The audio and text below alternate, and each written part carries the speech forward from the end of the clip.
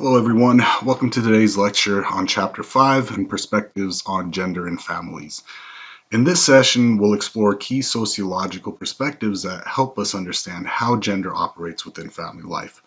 As always, we will consider multiple viewpoints and recognize that no single perspective tells the whole story. Let's dive in. So one approach to studying gender and families is through the biological perspective. Since gender is closely tied to biological sex, some sociologists explore how evolutionary and biological factors influence gender roles. For instance, men have historically had more sexual partners, while women have taken on more child-rearing responsibilities.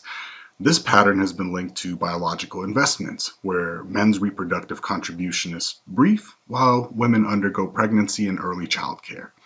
However, biological explanations don't mean behavior is fixed. Social scientists emphasize that human adaptation is flexible.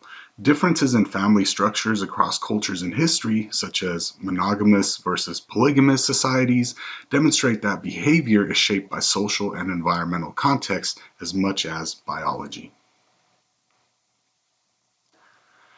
Next, we have the feminist perspective, which argues that gender inequality is deeply embedded in family life. According to feminist scholars, family roles are not biologically determined, but are instead shaped by social structures that favor male dominance. For example, gender identity is learned and reinforced through daily interactions. Think about gender reveal parties or expectations for men to be breadwinners and women to be caregivers.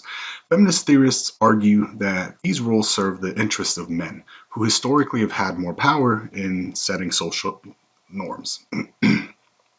Furthermore, media representations reinforce narrow beauty standards and define women primarily in relation to men.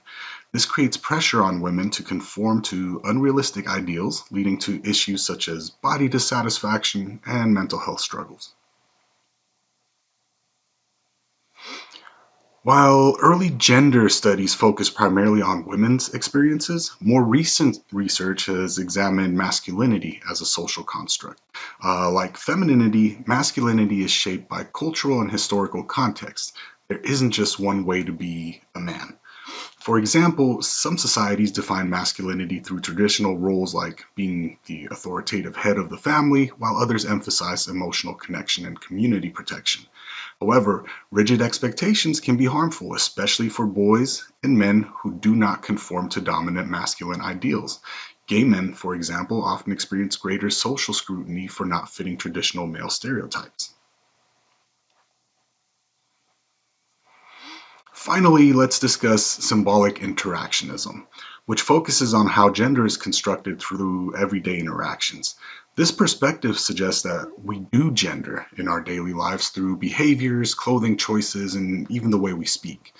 Family plays a crucial role in this process. From a young age, children learn to perform gender through socialization, watching how their parents divide household tasks, receiving gendered toys, or even adopting specific mannerisms. One example is the common pairing of taller men with shorter women, which reinforces ideas of male dominance. Gender identity is not just something we have, it's something we actively create through our interactions with each other.